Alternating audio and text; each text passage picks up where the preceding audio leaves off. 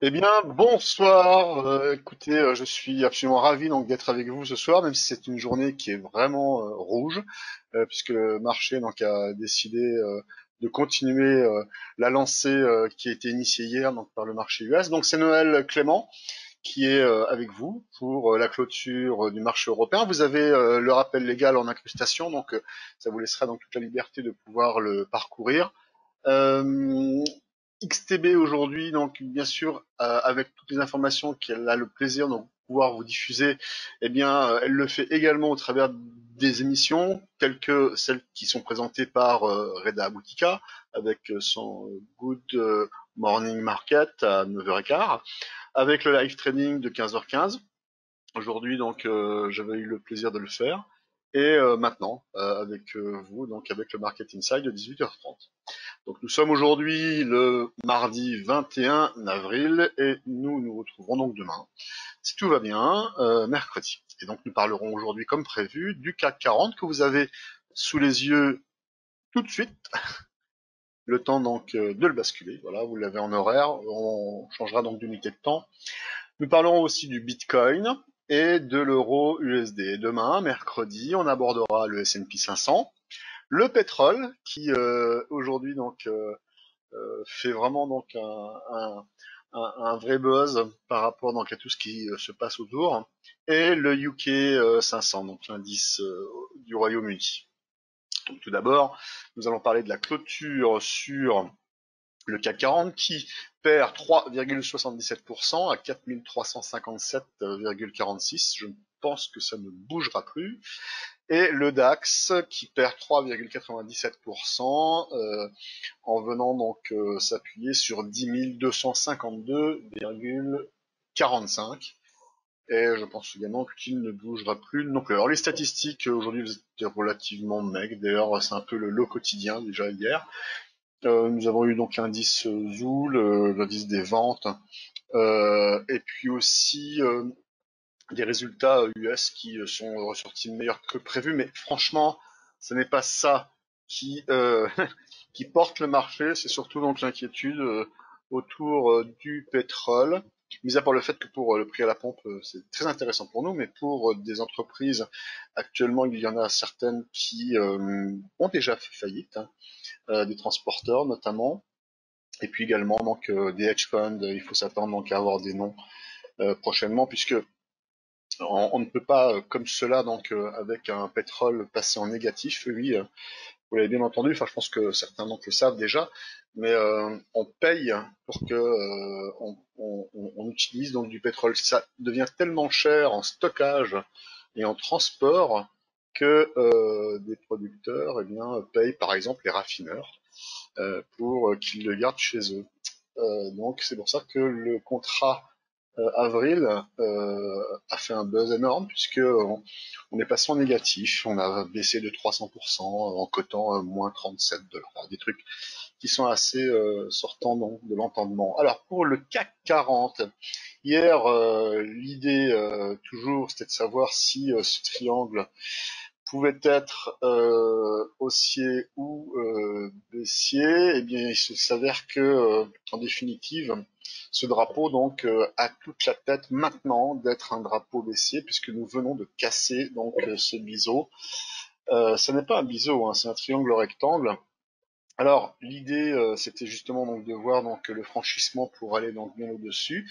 D'ailleurs pour cela donc il y avait donc une recommandation qui avait été faite donc en cas où on venait donc coter 4600 points, c'était très positif. Et en même temps, on est sécurisé puisque il n'était pas question d'acheter sur repli. Acheter sur repli, donc c'était un piège. Et dans ces cas-là, quand on est dans ce genre de structure, il faut acheter les sorties de structure et non pas donc à l'intérieur. Ou bien, si on vise à la baisse, bien sûr, à ce moment-là, on sort et on vend également la sortie. Alors, maintenant, il y a une esquisse qui est proposée, qui est une esquisse en biseau.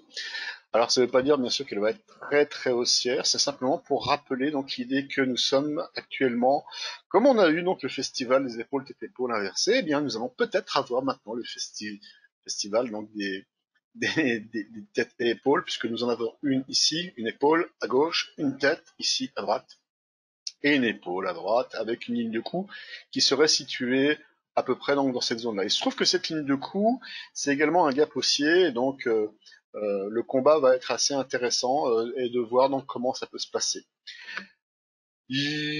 Maintenant, c'est vrai que le CAC 40 par rapport aux autres indices n'était pas maître de son destin. C'est un peu ce que l'on avait donc discuté pendant le live trading, parce que c'était quasiment le seul indice qui donnait cette configuration-là, qui n'était pas une configuration en biseau ascendant, à connotation baissière, certes, mais qui était relativement aplati. C'est le plus faible de tous les indices, enfin, en tout cas déjà en Europe, mais surtout bien sûr vis-à-vis des États-Unis. Et ce qui peut se passer donc maintenant, c'est que si jamais donc on arrive à trouver un support, en tout cas il doit se trouver aux alentours des 4200 points, c'est-à-dire précisément entre 4280 et 4164. C'est quand même beaucoup, hein, il y a quand même 80 points. Et la suite, donc, ça serait donc si on arrive à trouver ce support-là, donc de revenir. Et pour le coup, cette oblique qui vient d'être cassée, eh bien, devrait également elle changer de polarité, de la même manière que les prix statiques changent de polarité, les obliques également. Et donc, c'est de revenir, donc, se cogner le long donc de cette oblique et c'est même possible de même remonter jusqu'à 4600. Pour l'instant, donc, ça n'est pas donc l'ordre du jour. Justement, en délit, ce que l'on peut voir sur le CAC, c'est que si on enlève voilà, ce cercle, eh bien nous voyons donc très bien que nous avons ici surtout un énorme gap baissier qui fait résistance. On ne s'en est même pas approché. Par contre, nous avons donc des supports ici, cette zone support que l'on vient donc de citer, et une autre un peu plus bas. Bon, c'est quand même en dessous hein, des 4000 points quasiment, donc on n'y est pas.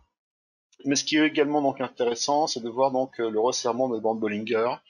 Ce qui ne plaide pas maintenant, c'est vraiment avec cette baisse, c'est vraiment donc fini pour aller donc viser les 4700, 4800 points. Donc là, en tout cas pour le court terme, on peut vraiment l'oublier complètement. Là maintenant, il faut voir donc les réactions. Hier, nous avons eu un VIX d'ailleurs qui a progressé de 12 passé, pas de 14%. Et l'idée, c'est qu'il y avait donc encore de la place pour baisser. Le marché a pris, comme très souvent il aime le faire, à contre-pied donc les investisseurs. Et alors que nous avions donc une journée donc très haussière sur le marché européen, eh bien elle s'est terminée donc en baisse en tout cas aujourd'hui. Donc on a les conséquences de la baisse qui s'est produite hier, puisqu'on a eu donc un Dow Jones et un S&P donc qui ont baissé de 2%. Alors le Bitcoin, eh bien le Bitcoin on en avait déjà abordé. Alors, je ne sais pas si vous vous souvenez, nous avions donc des zones de support qui étaient ici, aux alentours des 3300, 3400 points. Effectivement, donc nous avons bien bondi, parfait. Mais à partir de là, donc on n'a trop rien dit. Ce qui est important, c'est quoi? C'est de voir que nous avons encore une fois donc un biseau ascendant. Ça, c'est commun donc aujourd'hui. À chaque fois qu'on a un rebond, on a ce type de figure. Et l'idée donc, c'était de venir donc casser donc ce biseau ascendant. Et il est probable que l'on l'ait fait. Pour l'instant, donc on dérive. Et nous dérivons donc en dessous d'une moyenne mobile, donc à 55 périodes, commence à la connaître en violet, et qui est elle-même donc en dessous donc de la moyenne mobile à 144 périodes. Alors, c'est tout à fait logique que les prix donc arrêtent de monter sur le Bitcoin, puisque en plus de cela, eh bien, nous avons absolument aucune tendance. Donc, pour que les prix montent, il faut vraiment que la tendance soit également en appui, de la même manière que pour baisser, il faut que la tendance soit en appui. Donc, comme on le voit ici, l'ADX est monté très fort, avec un DI- au-dessus, un DI- donc, qui indique donc, la direction. Donc, le DI- c'est négatif, il est au-dessus, donc on est en tendance baissière. Et donc nous avons eu ici donc toute la baisse. Donc la suite qui devrait donc nous attirer notre attention, eh bien c'est difficile hein, de tracer sur deux points un niveau support, puisqu'on pourra en tracer donc un infini, bien sûr. Et quand même, il faudra donc rester attentif donc à toute cotation donc qui viendrait donc dans cette zone, c'est-à-dire donc aux alentours de 6300, on va dire 6300, 6000 points. Alors, pour l'instant, le Bitcoin donc a rebondi. L'actif refuge qui avait été à un moment donné donc avancé n'est encore pas donc à l'ordre du jour. Moi-même, donc, je m'étais interrogé sur le sujet et donc pour l'instant, pas du tout. Donc, il faudra voir si par la suite, donc les banques centrales perdent leur crédibilité, voir donc si effectivement donc les monnaies cryptées prennent le dessus justement, mais pour l'instant on n'y est pas. L'euro-dollar, eh bien là vous l'avez en H4, donc c'est en fin de compte une moitié de séance daily. Et donc ici il y a une esquisse d'une structure en triangle symétrique. Et l'idée, ça serait donc que nous ayons cassé en dessous de ce triangle symétrique euh, une zone support, une oblique. Hein. Et là, nous serions donc en train donc de faire un backtest, comme si on voulait retourner à l'intérieur de cette structure. Mais enfin bon, c'est pas très possible puisque l'apex de cette structure, c'est-à-dire la pointe, se trouve ici. Donc au mieux, donc ce que l'on peut faire, c'est la contourner, repartir à la hausse. Mais l'idée, ce serait plutôt quoi? Eh bien, de venir prendre justement donc des positions ici et donc de bénéficier de cette cassure si elle est vraiment effective. Et auquel cas, donc nous aurions un premier objectif qui serait situé aux alentours des 1,07, 8, 1,07,5. Et le deuxième objectif serait aux alentours des 1,06, 6, 1,06. Parce que ce que l'on avait déjà vu donc lors d'autres market insights, c'était que l'euro-dollar donc est vraiment orienté pour le long terme à la baisse. Et là donc nous sommes sur le court terme et à court terme donc nous avons ceci donc en orientation. Voilà, j'en fais pas plus. Je vous souhaite une bonne soirée et demain donc nous aurons donc matière donc à discuter justement sur le pétrole et je pense que là donc on va prendre un peu plus de temps. Voilà, merci, bonne soirée et protégez-vous au travers des stop loss. C'est toujours donc le premier des réflexes pour pouvoir protéger votre capital. Bonne soirée, au revoir.